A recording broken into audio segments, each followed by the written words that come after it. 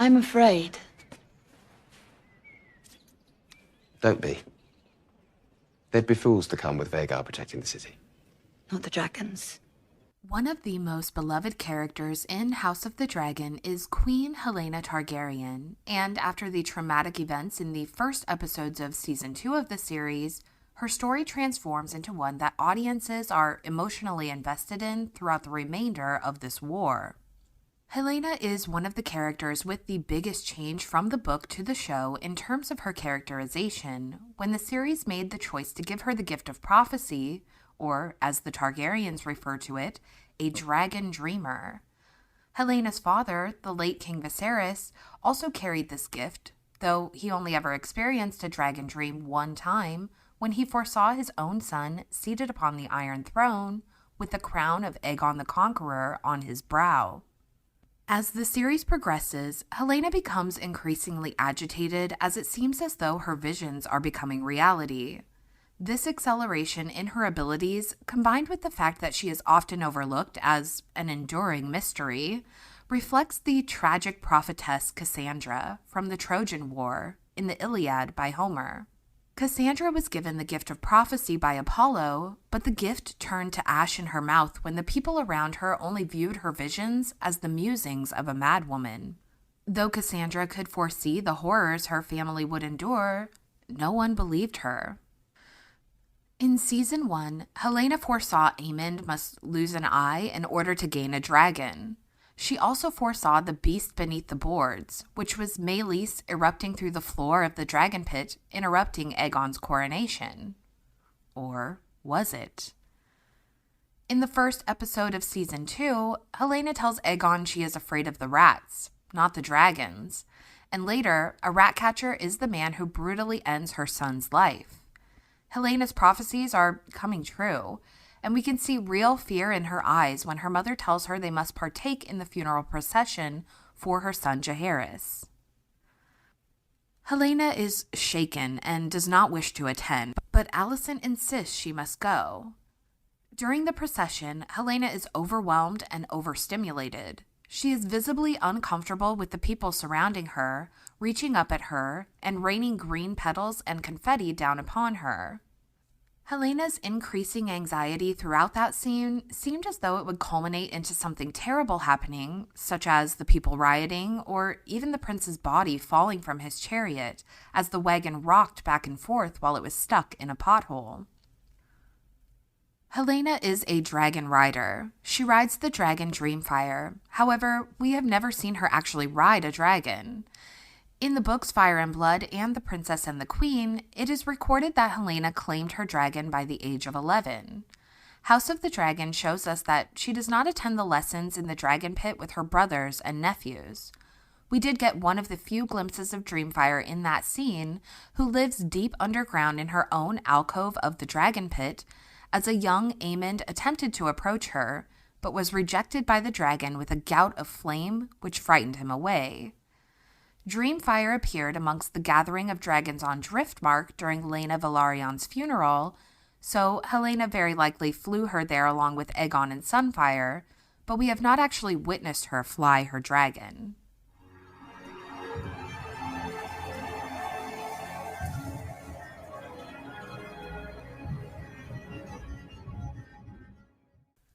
Helaena had a full-blown panic attack on their wagon as the people of King's Landing reached up in adoration of their queen. Interestingly, her heightened emotional state was reminiscent of the moments in Season 1, or even in Game of Thrones, when the Targaryens experience viscerally stressful or painful moments. Their bond with their dragon is heightened, and the dragon responds to their rider's emotions. When Daemon was struck by an arrow in battle, Caraxes screamed in response. When Rhaenyra was giving birth, scenes of Syrax roaring were intercut with Rhaenyra's labor pains. Even in the fighting pits of Meereen, Drogon sensed the danger Daenerys was in and swooped into the pit to rescue her. It really seems as though the panic attack that Helaena experienced during the funeral procession connected her to her own dragon, Dreamfyre. And in fact, I half expected to see similar scenes of the dragon interspersed with Helena's monumental pain over the loss of her child. Helena's overwhelming stress and fear in the moment was acted in a manner that was physically serpentine in movement, like she wanted to burst out of her skin. Helaena opened her mouth almost to roar before suppressing her draconic instincts in the arms of her mother. And there is definitely some heavy religious feminine serpent symbolism in that brief interaction that was not remiss. In fact, we see this sort of grasping for the mother and rejection of the serpent from each of the Hightower children, while Alicent embodies the mother of the Faith of the Seven, a religion that is written as a parallel to the Catholic Church. And I probably need to explore that idea in its own video. I want my mother. So was this a missed opportunity to call back to the established connection between the Targaryens and their dragons? Or an intentional decision by the showrunners to signify the difference between the Hightower children and their own claim on the dragons? We will be getting into spoilers for the future of House of the Dragon from the books Fire and Blood and The Princess and the Queen. Viserys was the last rider of the dragon Balerion, who was the last dragon who came from Old Valyria before the Doom. Interestingly, Viserys only ever rode Balerion one time, realizing the beast was far too old and massive to even carry his own weight. He dared not even fly Balerion to Dragonstone. That was the final flight of the ancient dragon, and Viserys never claimed another dragon afterward. So, Viserys only ever flew his dragon one time, and he only ever experienced a dragon dream the one time as well. In my last video, we discussed the information presented in a recent prop book made for House of the Dragon, in which an excerpt revealed that Daenerys the Dreamer, the savior of the Targaryen family, had also claimed the dragon Balerion the very same night she had her fateful dream. In that video, we discussed that 3 of Balerion's 5 Targaryen riders were confirmed to be dragon dreamers. So, the ability to dragon dream may actually be tied to their connection to their dragon, and Balerion the Black Dread was a harbinger of nightmares which several Targaryens experienced, including Daenerys' dream of the doom of Valyria, Aegon the Conqueror's dream of the Long Night, and Viserys' dream of the death of the dragons. Each of these Targaryens were riders of Balerion who inspired these life-changing visions in them. Now, knowing Helaena as she appears in the show, who is very timid and shy, I have a hard time envisioning Helaena approaching any dragon. Many of the Targaryen children are given an egg in their cradle, and that is the dragon who they bond with. That's how each of Rhaenyra's sons have bonded with their own dragons. However, the Targaryen Hightower children, Aegon, Aemond, Helaena, and even Daeron, who we have not met as of yet, claimed their dragons. These were all dragons who were older, and some have had other riders. Dreamfyre was formerly ridden by Rhaena Targaryen, who was the daughter of Aenys, the firstborn son of Aegon the Conqueror. And it was Rhaena who even started the tradition of placing a dragon's egg in the cradle of Targaryen babies. Rhaena bonded with the hatchling Dreamfyre when the girl was 9 years old. Rhaena was not necessarily a warrior, and she never flew Dreamfyre into battle. Rhaena was a mother, and Dreamfyre is likewise known for laying many eggs, including the eggs which later became Daenerys' dragons, Drogon, Viserion, and Rhaegal. Rhaena had twin daughters, Araya and Rhaella. Araya Targaryen was the 4th rider of Balerion, and potentially a dreamer as well. Rhaena was not specified as a dreamer. However, she did name her dragon Dreamfyre, and there may be some evidence to suggest that she was a dreamer herself. She started the egg in the cradle tradition. She did not even weep when her husband, Prince Aegon, was killed in battle against their uncle Maegor, which might suggest that she had already foreseen the outcome. She knew Maegor would come for her on Fair Isle to make her his wife. And Septon Barth even wrote of Rhaena and Dreamfyre, it may well be that dragons somehow sense and echo the moods of their riders. Both Rhaena and Helaena had twin children, and both of the women lost one of the pair to a brutal and untimely death, Araya and Jaehaerys. So it may be that although neither Rhaena nor Helaena are explicitly recorded as dreamers in history, House of the Dragon has shown us the true story of these women is something completely different. Going back to the idea that Helaena claimed Dreamfyre while she was a child, it seems that was a much different Helaena than who we see in the current timeline, someone much more bold and fearless. Could it be possible that, much like Daenerys and Viserys, Helena's foresight did not begin until she had claimed her dragon? As we discussed, Balerion brought black dreams of the doom of Valyria and the Long Night. Helaena dreams of her brother losing an eye, of the beast beneath the boards, and even of rats infesting the castle. These are not very pleasant dreams, and the worst part is that they keep coming true. Helaena fears her dreams, especially as they accelerate and become her reality. After the death of her son, Helaena was a broken woman. She could no longer be relied upon as a dragon rider, incapable of flying into battle. Helaena eventually takes her own life by throwing herself from the window of her chamber, falling onto the spiked moat below.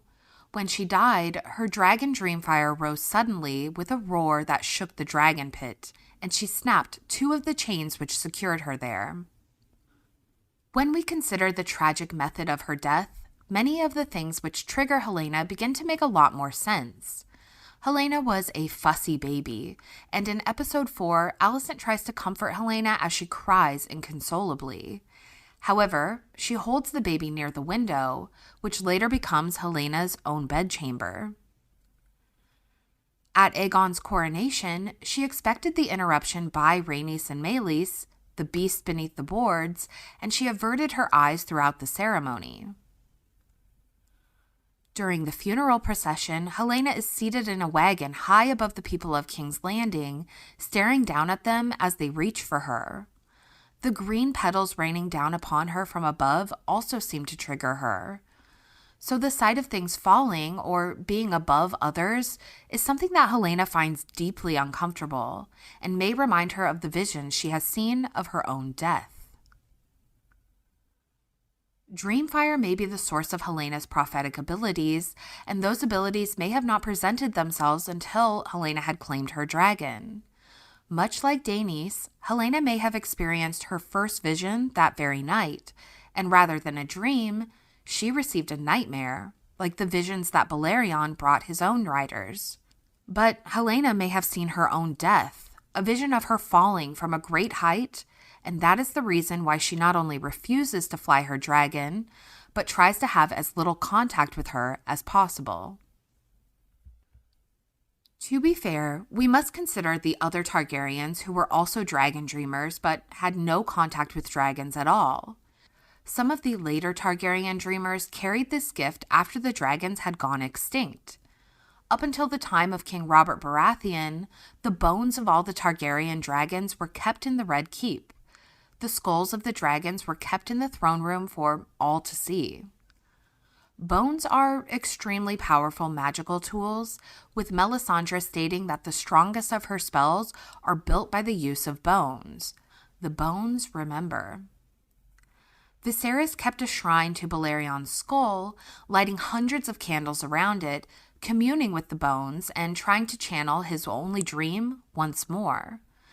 Although Viserys did not achieve his goal, the bones must carry some remnants of their magic, especially for those who have never even experienced the magic of a live dragon in their lifetime.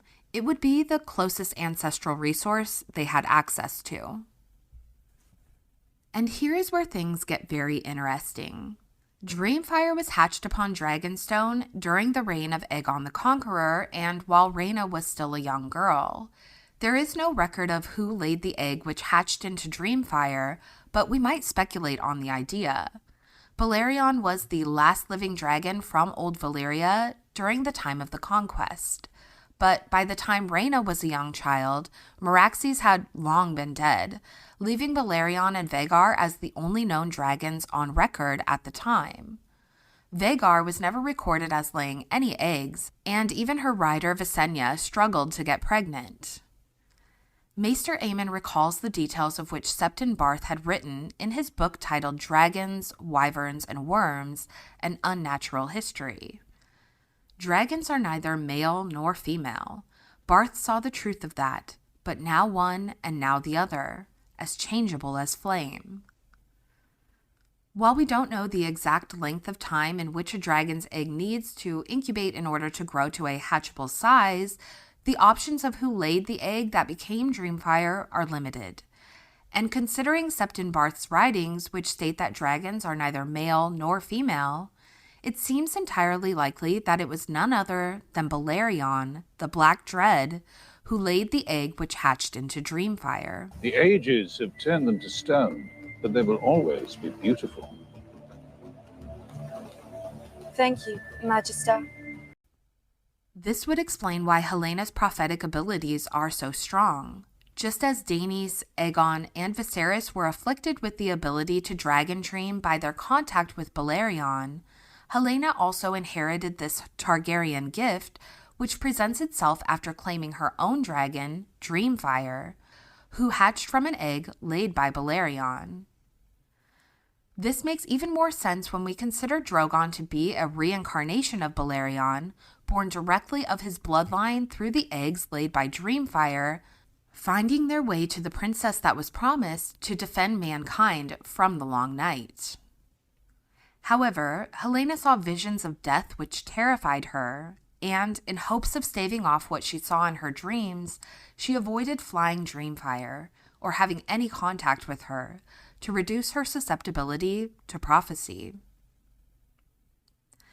In response to Helena's death, the dragon pit is stormed by the angry mobs of King's Landing. The small folk attack the dragons who reside there, many of the men dying horrific deaths when their dragons begin to defend themselves. Dreamfyre is attacked, and she fights and claims thrice as many men as the other dragons combined. However, she is struck in the eye by a crossbow bolt, which sends her into a fury. She snaps her remaining chains with ease, and, in an attempt to escape, Dreamfyre flies up and up, crashing into the domed roof of the pit, which crumbled upon impact and crushed the dragon and the mob of attackers trapped within, beneath stone and rubble. When we consider that Dreamfyre's lair, deep within the dragon pit, was located underground, a place where we witnessed Aemon descend to when he tried to sneak up on his sister's dragon, we realize that Helena's prophetic dreams did not only foresee her own death, a fall from a great height, but she also saw a vision of the death of the dragons, caused by Dreamfyre, a beast beneath the boards.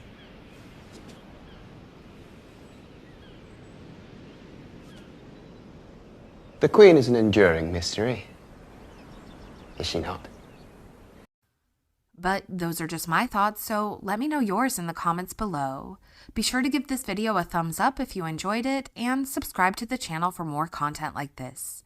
Catch me each Monday morning live to discuss the newest episode of House of the Dragon Season 2 on the Monday Morning Murder Podcast. We'll see you all in the next one. Bye! Dragon's eggs, Daenerys, from the Shadowlands beyond a Shire.